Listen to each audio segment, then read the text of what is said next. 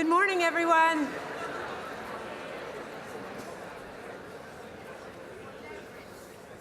It's great to be here talking to the sponsorship leaders of today and tomorrow. We truly have a rock star leader in our midst right now today, so I want to acknowledge him before I start.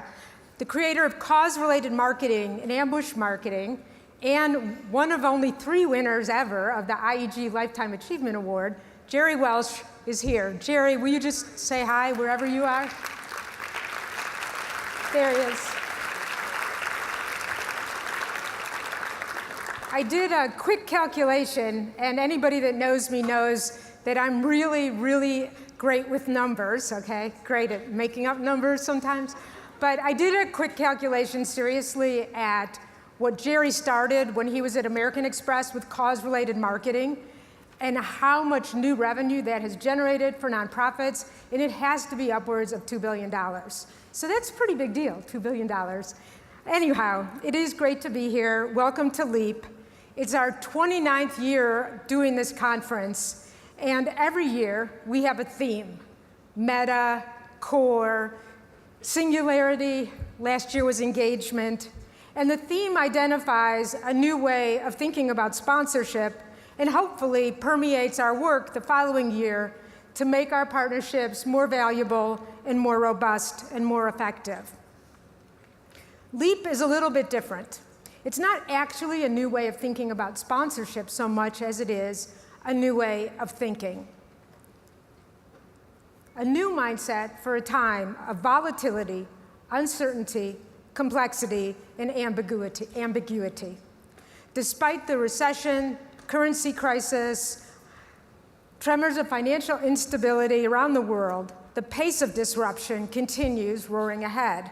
Industries are being revolutionized, governments overthrown, and the power of media is now in the hands of a public sort of sick of advertising and sponsorship when it's no more than badging. In a world where the new normal is change, we need to replace hierarchy with wirearchy. We need to tear up the template and start over. How many of you are using the same cell phone now that you had, say, 5 years ago? Anybody with the same cell phone? No. How about 3 years ago? Anybody? Not even 3? How about, okay, 2 years ago for sure. Like lots of people have the same cell phone. Oh my God, like nobody's raising their hand. Okay, so we're changing around our cell phones, but the very core of our businesses, our models for partnership, we're still using 15-year-old or longer models. We continue flogging the same old packages, measuring against the same old intermediate media equivalencies. We're still basing our pitches on reason and impressions when we know without question that what drives behavior is emotion. We need all new models for our always-on, touch and voice-activated world. So if you love innovation, this is your time. Challenging dogmas, inverting cliches opens up really profitable white space. I recently read a book about Google called In the Plex. Really good book, would recommend it to anybody. But one of the ideas that I took away from that book was that Google employees work 80% of their time on their day-to-day Google projects.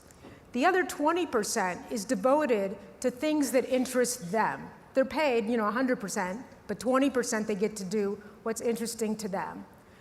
The result of this is 65% of product innovation at Google, who nobody's better at product innovation right now than Google, 65% of that innovation is coming out of the 20% of the time employees are working on what interests them. To me, what we have to do is stop looking at the day-to-day urgent stuff and focus on the innovation, that 20% that's really going to drive growth going forward. It's the surfers, the young at heart, not the leaders and managers who are prevailing in this world where wirearchy trumps hierarchy. This mindset is epitomized by Larry Scott, Commissioner of the Pac-12, who we'll be hearing from later today.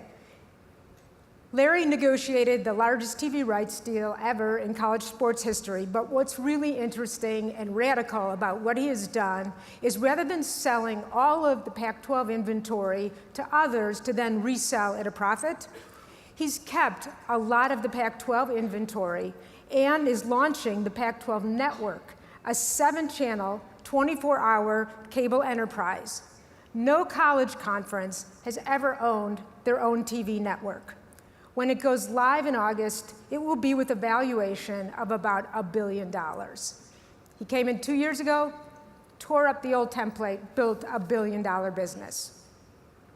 We'll also be hearing from Jean-Claude Bivet, who took Hublot watches from sort of a sleepy luxury Swiss watch to the it brand among musicians, sportsmen, entrepreneurs, and heads of state worldwide. He asks why about lots of things. Among them, why aren't any luxury brands sponsoring European football, or what we call soccer? Why has this been shunned so much when it's working for so many other types of categories? He signed Hublot on to sponsor the UEFA Champions League. It was the least known brand, certainly the smallest brand by revenue. And rather than using the signage that comes with that package, he gave his signage to a nonprofit called Unite Against Racism. This was really, really radical. You're giving up all of your signage that you just paid all this money for. But what Jean-Claude understood was that embedding values bigger than logos into their partnership with UEFA was going to attract the very people that would be attracted to his watch, the people that could afford to pay that much money for a watch. And sponsorship has been core to the brand since he's gotten there in his first deal with UEFA. He's gone on to sponsor everything from literature and Formula One to polo, golf. You'll hear all about it.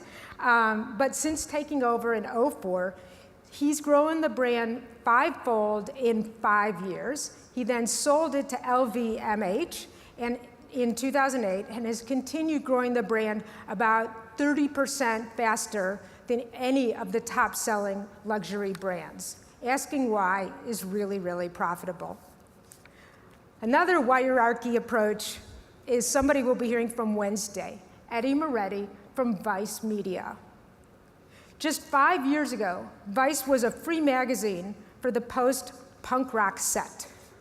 Today, the company has more than 800 employees in 34 countries, producing live events, video, books. During the worst economy for media companies since the Great Depression, Vice has bet big on original web content and live events. They called their sort of small readership urban influencers, and rather than selling eyeballs, they sold sponsorship. For example, Intel spends more than $40 million a year with Vice, sponsoring something called the Creators Project. Creators Project supports visionary artists across multiple disciplines who are using technology in really innovative ways to push the boundaries. On this slide is a picture of Creators Project taken to the Coachella Festival last summer by Vice and Intel, where they reimagined the festival experience. By turning the media paradigm on its head, Eddie brought in more than $100 million in revenue in 2011 and expects to double that in 2012. Larry Scott, Jean-Claude Bivet, and Eddie Moretti all have reaped huge rewards by turning all these traditional assumptions on their head and asking why. At IEG, we used to really love it when clients or media would ask us about trends. I mean, my speech was always this big sort of trend fest where I stuck everything in there. And we could really rattle them off. We have great people, and it was always satisfying. But these days, when we get asked about trends, we're like deer in the headlights. Because in a VUCA world, the next bright and shiny object, before you even have time to talk about it, is like over and done with, and we're on to the next thing. So rather than what are the big trends, I always would say underwater field hockey, the big trends, we're now looking instead at what are the guiding principles that we can use to make partnerships more robust and more valuable. We've been working on these since we met last year, tried them out with clients, tried them out on my blog, gotten feedback in speeches around the world the last year, my favorite one being in Sweden. Hello to all the Swedes, thank you. But we started out with about 28, and we've winnowed it down to 6. So here's my 6 principles for thriving and growing in a VUCA world. First, replace screaming with meaning. In his book, The Social Animal, David Brooks says that we are living in the middle of a revolution in consciousness. Geneticists, neuroscientists, psychologists, economists, anthropologists have made great strides in just the last 2 years in understanding the inner workings of the human mind. And a core finding, and one I think that is what we're in the business of buying and selling, a core finding is that emotions are at the center of our thinking and of our decision making. Far from being coldly realistic, the unconscious mind, which dominates our thinking, is really being driven by how we feel. Procter & Gamble research around their sponsorship of the US Olympic team that was going to the 2010 Vancouver Olympic Winter Games found that the place for their customers where their brands intersected with the Olympics most emotionally was around moms. And as you'll be hearing later today, P&G put moms at the center of their Olympic advertising and their Olympic activation. Thank You Mom was really the core of everything they did. As a result, P&G, again, during a really poor economy, and the brands associated with it, had a 10-point favorability increase, resulting in $100 million in extra sales in the US that quarter. P&G has now become an IOC sponsor, and they run similar campaigns around the Paralympics and the Special Olympics, where they thank the moms of the athletes. The takeaway, brands that mean more actually make more. Principle number 2, stories, not content. When Danish futurist Rolf Jensen spoke at IEG several years ago, he said the highest paid person in the first half of this century will be the storyteller. Anthropologists tell us that storytelling is central to the human existence, that it's common to every known culture, that it involves a symbiotic relationship, an exchange between the teller and the listener, an exchange that we learn to negotiate in infancy. Just as the brain detects patterns in the visual forms of nature, like a face or a flower, and in sound, so too it detects patterns in information. Stories are these recognizable patterns, the signal within the noise. Now, an interesting dynamic occurs when you bring together the stories of a property and those of its sponsors. At the conference last year, in real time, we actually saw a clash on stage of stories. First, we had the Gatorade with the story they wanted to tell, and then we had right up there the NFL with the story they wanted to tell. The Gatorade story was their product really let these guys go out in the toughest competition and be replenished and able to keep competing after being battered. The NFL, being hit with all the issues surrounding concussions, did not want to position the sport as a battlefield. And they had to come to a really interesting compromise. So I think stories, when you bring together these sponsor stories with the property stories, if they're strong, really create whole new third stories that never would have gotten there on their own. Great stories reframe the market. They're fast workers, outstripping our reason and logic with their compelling truth. Stories take an entertainment property and can make it into an immersive experience for attendees, but even more important, for the millions of people that wanted to attend but were unable to. They turn it into something that you can touch, you can feel. They turn it into a complex web of video games and comic books and theme park attractions and more. While stories are universal, the way we tell them change with the technology at hand. And the more platforms we invent, the more stories we need. There's not a better storyteller that I know of at this point right now than Coca-Cola, and we'll be hearing from Wendy Clark, their chief storyteller, right after my presentation. And what Wendy has done, I mean, Coke has the most valuable assets in the world in things like FIFA World Cup. But what Wendy's done is realize that you also want to add additional layers and access into these stories. Research around the 2010 World Cup in South Africa showed that celebration was going to be where all the emotion, or a lot of the emotion, was. So Coke wanted to come up with, find an artist that could represent the anthem for FIFA World Cup, and they did a tie-in with Kanan with his Waving Flags song. They layered it also with a cause overlay, a commemorative book, consumer-generated content, a tour of Kanan with his song. To make a long story short, it sold on iTunes over 2 million singles. It was the #1 hit in 18 different countries, and it boosted volume in Coke's largest markets, an average of 6%. The takeaway: search optimization, email fulfillment, discount turnover, price transparency, screen resolution, yada, yada, yada, are all really technical details. When you have a sales quota to hit, stories are the currency that get you there. And the rights holders in the room, you have that currency, and that's why the sponsors want to be with you. Principle 3, connections, not impressions. So Jeremy Rifkin spoke to us a few years ago, got a standing ovation for his brilliance. He just wrote a book called The Empathic Civilization.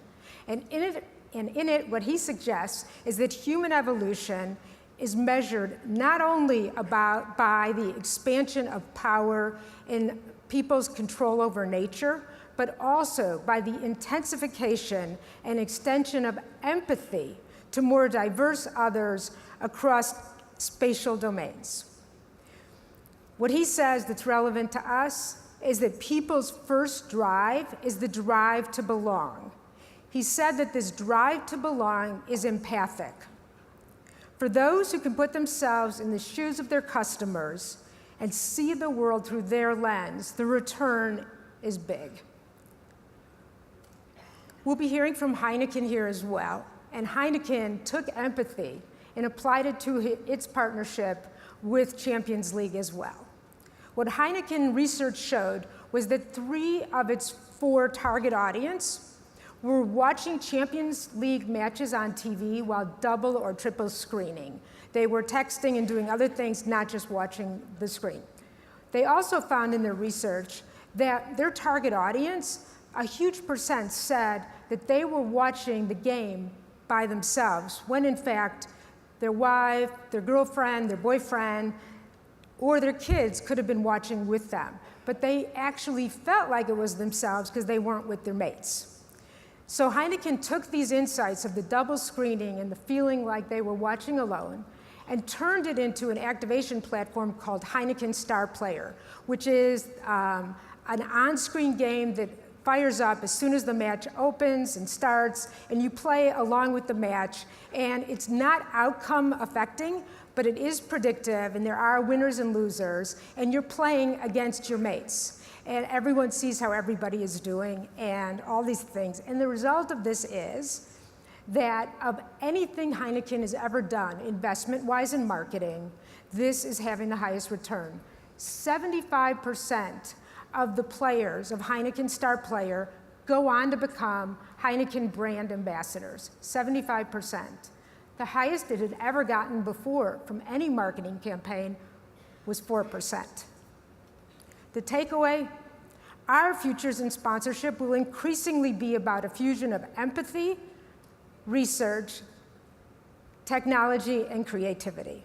Empathy, research, technology, and creativity.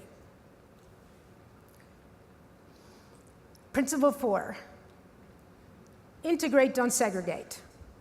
So if we're still using sponsorship as this standalone activity, going no deeper than just, the sponsorship area within a company, we're missing a big opportunity, because brands that activate comprehensively get far more credit from fans than brands that don't do anything with the rights. AT&T, who we'll be hearing from tomorrow, is increasing spending efficiencies, brand equity, and loyalty by flipping the traditional approach of assessing sponsorship through a media lens, reach, impressions, et cetera, and instead, for their big media buys, applying a sponsorship lens, looking at fan passions and fan emotions to their media buys. The takeaway, you move sponsorship out of marketing silo because it can jumpstart businesses in ways other media can't. 1 + 1 is greater than 2. Principle 5, service, not sponsorship. Around its sponsorship of the O2 Arena, the telecommunications company has introduced something called Priority. It's a scheme that, for those who register, allows you to buy tickets on sale, or buy tickets 48 hours before the rest of the public.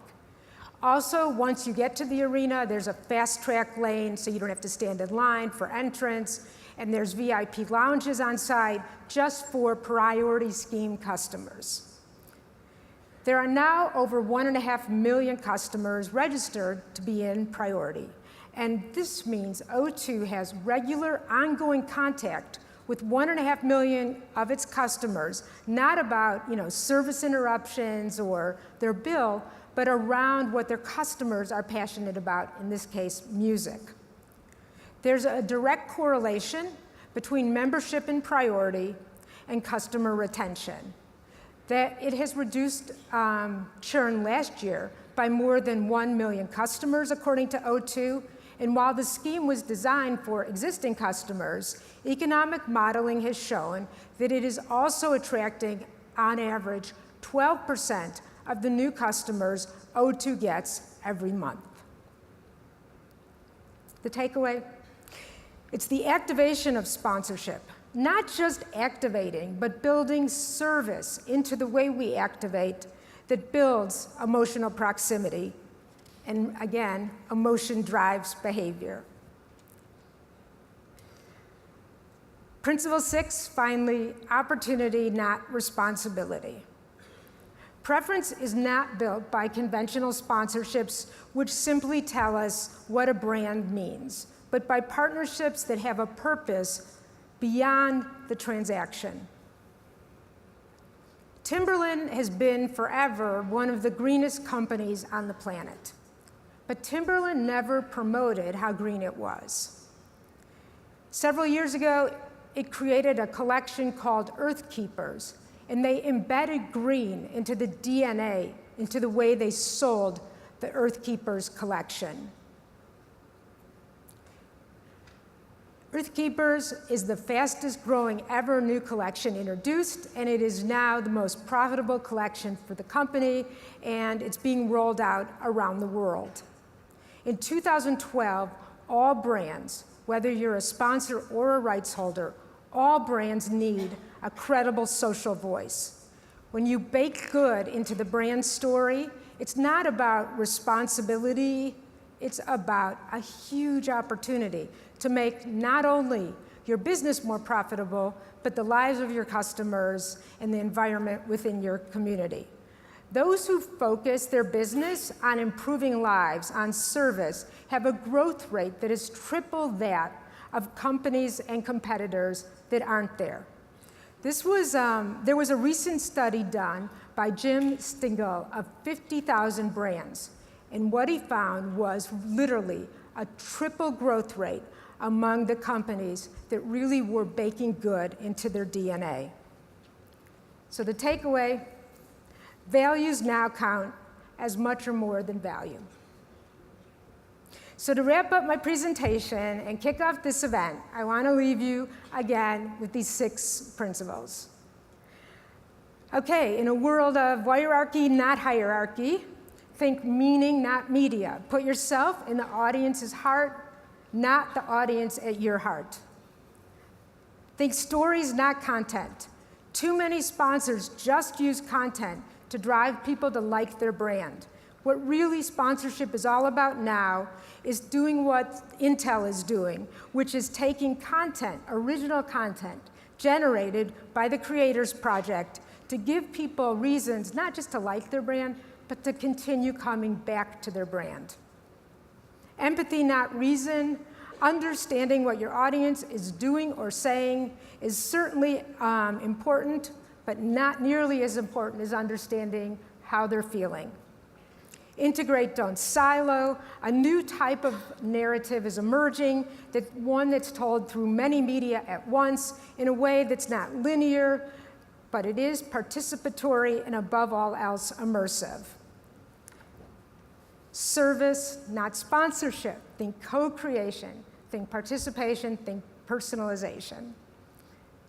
I hated CSR, and I'm so glad to be able to say this right now. Forget corporate social responsibility. It puts all of the emphasis on the goodness of the company to give away money. That's not the role of companies. It's corporate social opportunity. Companies are partnering with nonprofits because it drives their profits and it drives the value of their brand to their shareholders. I think 2012 is the year we're going to see values and activism coming together to change the role of brands for good and forever. So whether you're a nonprofit or a team or a new media application or a sponsor, I think the holy grail of business now is innovation, the ability to say why and create innovation. There's a huge premium being paid for originality. It's got unreasonable power. It breaks through the tsunami of noise and clutter. The profound difference between that old broadcast world and today's networked world opens up huge opportunity. To flourish requires a new kind of openness, a willingness to say why. As Charles Darwin wrote, it's not the strongest of the species that survives, nor the most intelligent. It's the one that is the most adaptable to change. So as we traverse this exciting bridge to tomorrow, leap into innovation. Have a great 3 days. Thank you.